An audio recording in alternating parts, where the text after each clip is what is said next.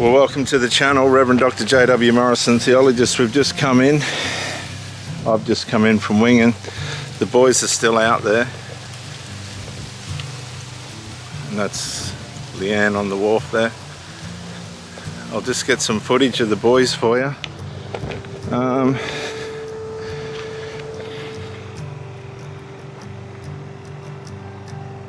They're out there. I don't know if you can see. I can't see properly, but they are out there. And that's hydrofoil winging. The sun might be balking me a bit. Is that in or out? That's out. That's in. They're all on the other. Oh, there's two coming down there, chopping down there on their foils. Look at those two. Spectacle sport. Just spent an hour out there. It was lovely. Thank you for coming in, viewers. I'm lucky to have friends and things like that. Yeah, Reverend Dr. J.W. Morrison, theologist. Many of you have had relationships that you've really enjoyed, only to be, I'm just going to clean that lens, only to be shocked by a breakup, usually through unresolved, and this can be crippling, not only for the dumpee but also for the dumper, because when you've got hope and you want to have hope, you don't want things to crush down around you.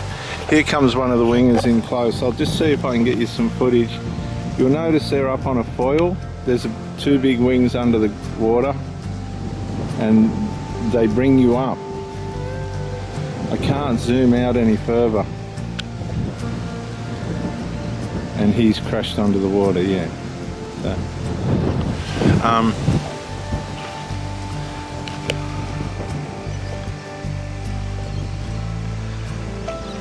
and you'll go through the everything to stop it stage, everything to stop it, tolerance and all the rest of it.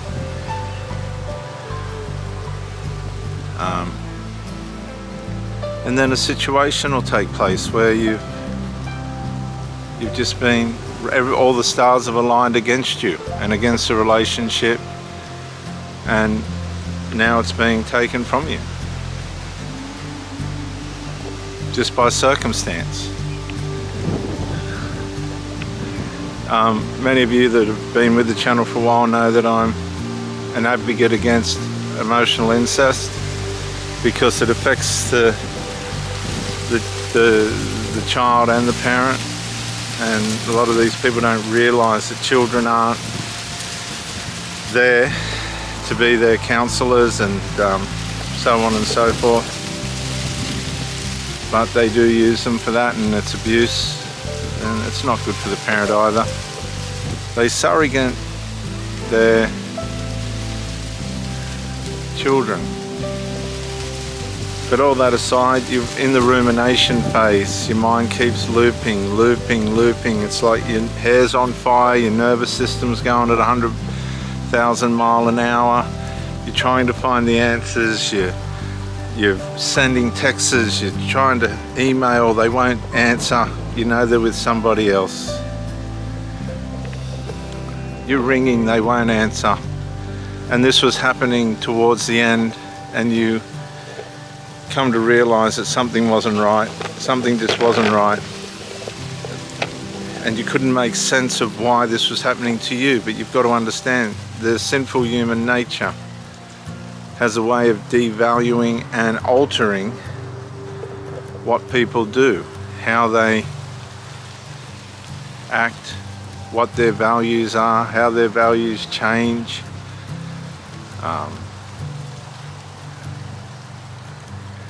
And they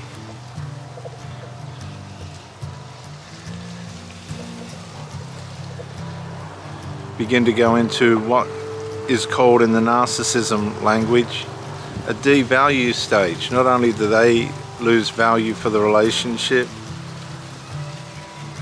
concurrently they lose value for you, and this in turn brings conflict to your mind. Nobody wants to be hurt or maimed emotionally, and particularly with love and that. I'll just show you this winger here.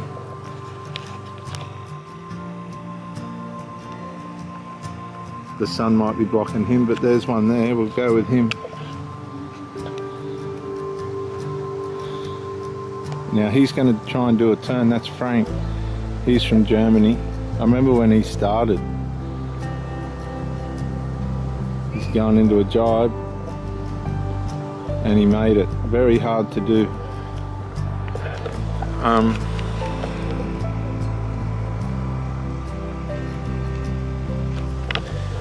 Your texts aren't being answered. You're writing letters, emails, they're not being answered. You're in terrible stress. Your friends don't have answers for you. And it all come back to unresolved. But you couldn't put your finger on it. And the unresolved was from their side. I remember, I won't mention identities on this one, but there was theft taking place at her work. And she was well aware of it. And it was not a good situation in which this was taking place, because the person that was being stolen from was at a disadvantage.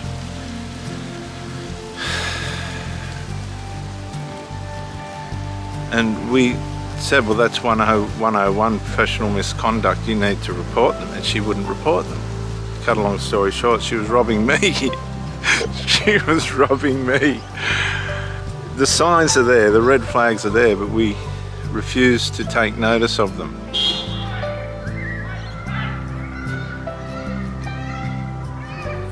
Now we've got a dog fight.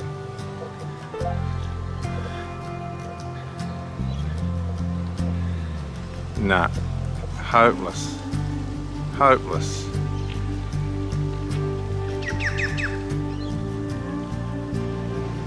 And whose dog is the guilty one? Just bear with me for a minute. There's always one rogue. There's always one person that trains their dog to have that vicious streak. And then all of a sudden, dogs are being maimed. And this happens with humans too. It only takes one troublemaker to bring things undone, and they're around every corner, aren't they? Beautiful palm trees here.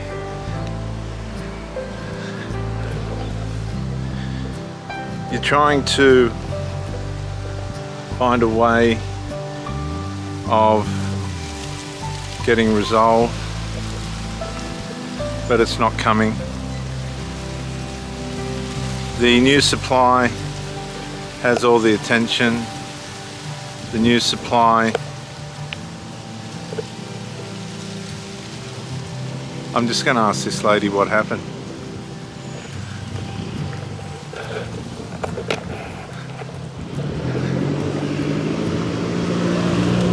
What happened? What happened? It was the other dog? Yeah, bastards. I thought that's what it was. There's always one in there. Oh boy.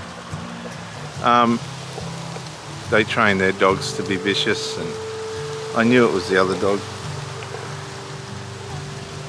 What sort of dog was it? I don't know. Some sort of Alsatian. Oh.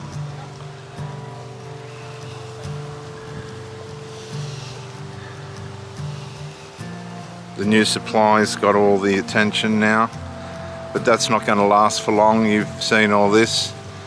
They do show their true colours after a while.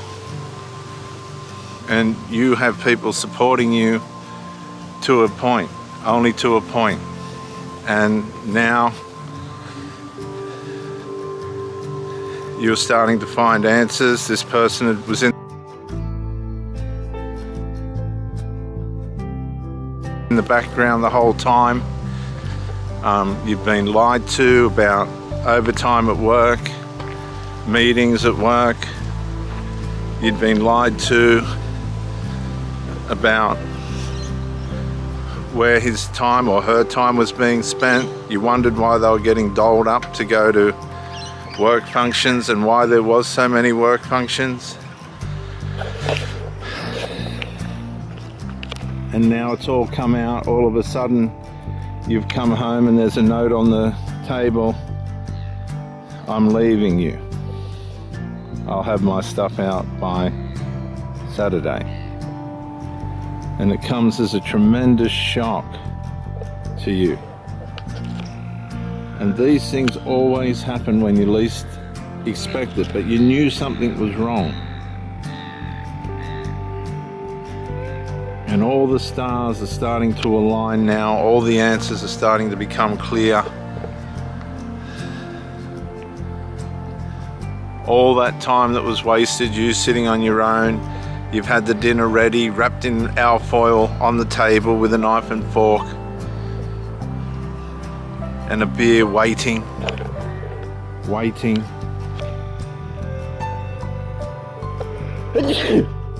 You'd go to bed and they'd come in late and you couldn't work out why. And now you know why. There was somebody else. The sad part of the story is it's your sister or your brother or your cousin. And the tragedy is you had no idea. You'd been going out with this person to family things, sitting and talking, and the whole time they were having an affair with your partner. You go into a crisis, the trauma starts to come out. You start to realize that you've been living a lie, you've been lied to. Everything that you were working for and all your effort that you were making towards your relationship was for somebody that didn't deserve it, for somebody that undermined who you were, for somebody that lied to you apparently for 2 years, and you wasted hundreds of hours being faithful, finding things to do. You crocheted 3 blankets for the grandkids that haven't come yet, just trying to find things to do. I've had this happen to me where I've got so many hobbies. Don't leave me alone for too long because I might not come back and it won't be for another person. I don't believe in cheating. I never did. I think it's the most demoralizing thing you could do, and it just shows that you're not the kind of person that people want to be around.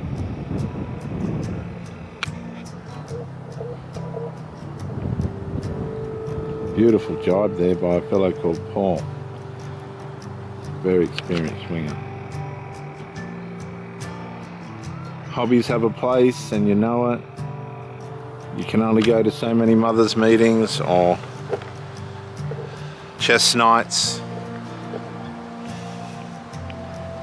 You pick up the phone one night and it's just, there's no sound there. And you just think that's odd, but you pay no attention. Her phone's always locked, face down. You're paying the bill for it, but you have no access to it. His phone, you are nowhere, not allowed near it, goes in the toilet, bathroom, and everywhere else.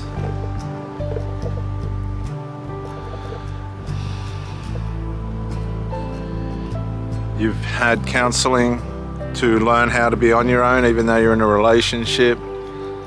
You've been told you're selfish. You've been told you want too much. And all this was the devalue phase of the relationship. And a lot of people will live like this for 5, 10, 15, 20 years while the other person's clowning around.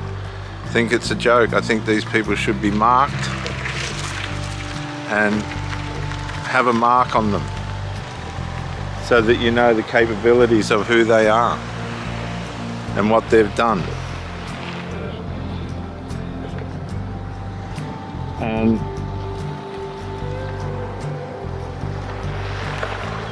it becomes a pattern. You're broken. Your spirit's broken. Your heart's broken. All your life's work is broken. It's all amounted to nothing. The family pictures that have hung on the wall for 5, 10, 15, 20 years were like a thing that hypnotized you into believing everything was all right when it wasn't.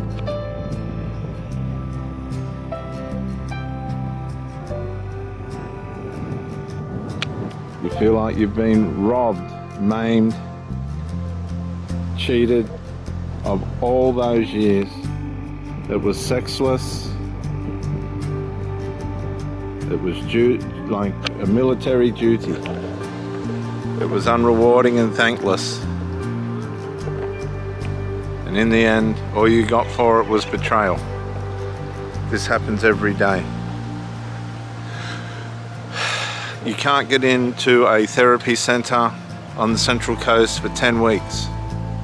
So you better have your wits about you, because in 1 week people can commit suicide if they can't get help.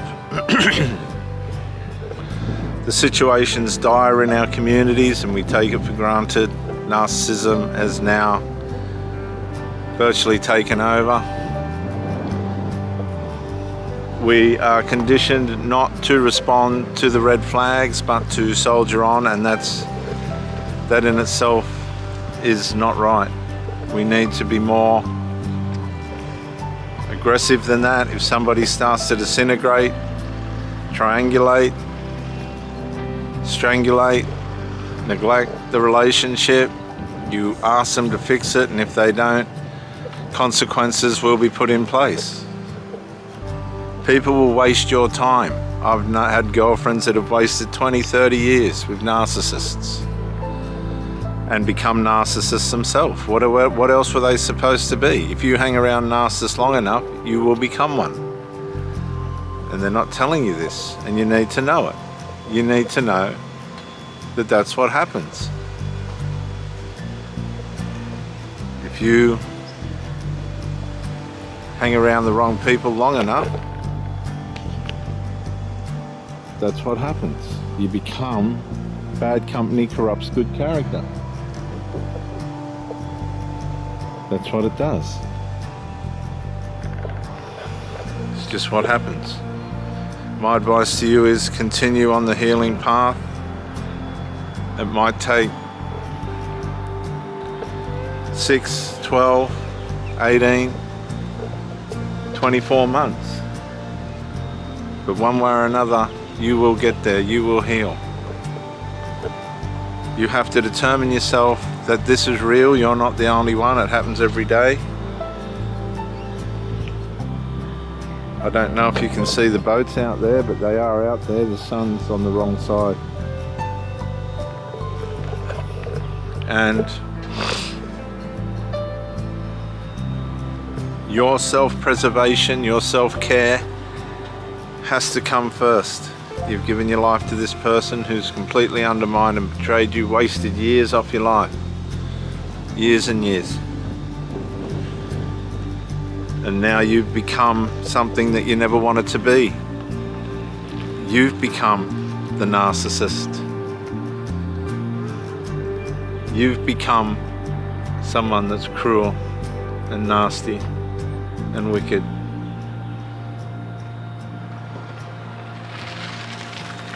And it was something that you spent your whole life not wanting to be.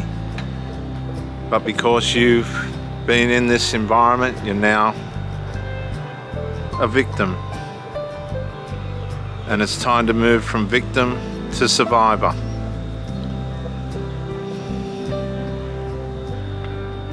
Too many people never ever make it out of the hole of narcissism. The deep pit, the Bible calls it, a deep pit. I'm Reverend Dr. J.W. Morrison, theologist. Self-preservation first, self-care first. The golden rule. Love your neighbour as yourself. It's time to love yourself. Really it is. Thank you for joining me, and bye for now.